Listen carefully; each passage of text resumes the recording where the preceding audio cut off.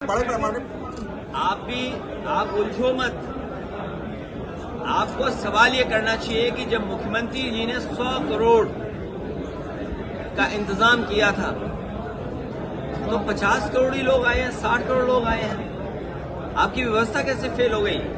और फिर ऐसे महा आयोजन में राष्ट्रपति जी से लेकर के, उपराष्ट्रपति से लेकर के, प्रधानमंत्री से लेकर के दुनिया के दूसरे हिस्सों से बड़े बड़े डेलीगेट्स, बड़े बड़े स्टेट हेड्स, कैबिनेट मिनिस्टर्स या और मिनिस्टर्स या अपोजिशन पार्टी के लीडर्स जो आयोजन में आए हैं, उनके लिए तो व्यवस्था थी, लेकिन आम लोगों के लिए व्यवस्था क्यों नहीं थी?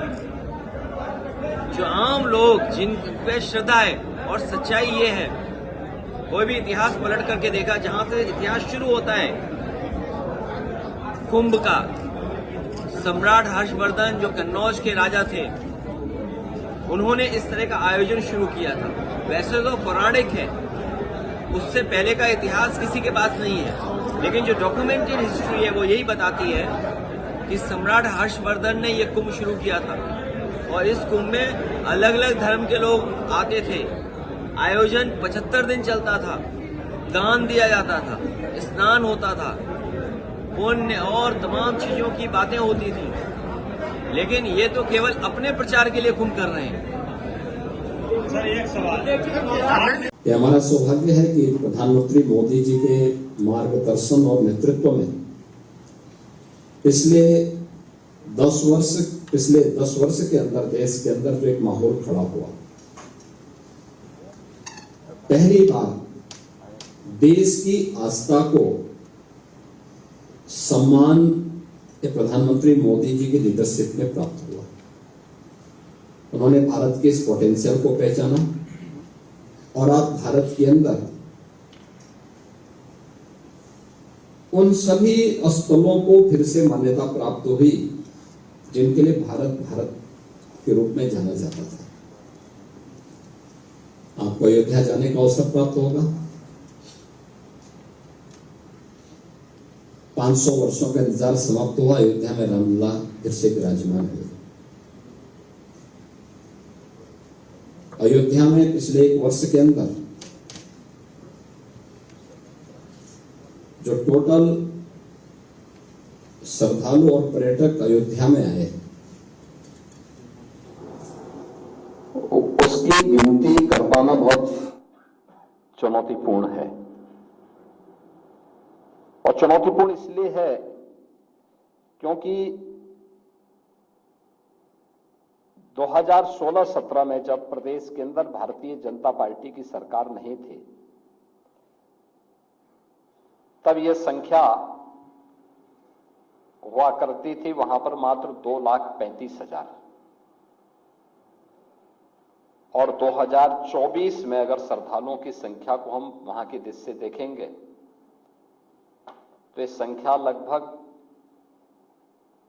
14 से 15 करोड़ से अधिक श्रद्धालु अकेले अयोध्या धाम में आए।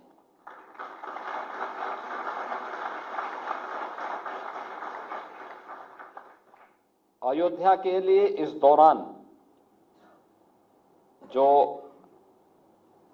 पब्लिक कंट्रीब्यूशन प्राप्त हुआ, उसका अंदाजा आप देख सकते हैं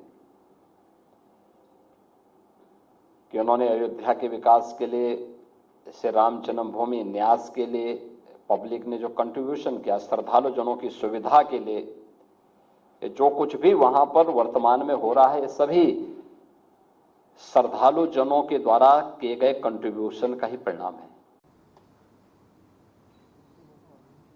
यह क्षण हमारे लिए और भी महत्वपूर्ण है जब महाकुंभ के इस आयोजन में जो अब तक दुनिया का सबसे बड़ा आध्यात्मिक और सांस्कृतिक आयोजन बन चुका है, अब तक 53 करोड़ श्रद्धालु जन मां गंगा, मां यमुना और मां सरस्वती की त्रिवेणी में आस्था की पावन डुबकी लगा चुके हैं। और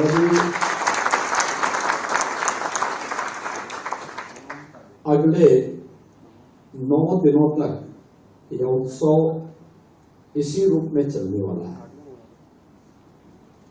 कल्पना करिए, ये भारत की पोटेंशियल है और यही भारत की आस्था को अगर सम्मान दिया गया होता तो भारत किन ऊंचाइयों को प्राप्त करता है। और उस महाआयोजन के अवसर पर आप सभी को उत्तर प्रदेश आने का अवसर प्राप्त हुआ।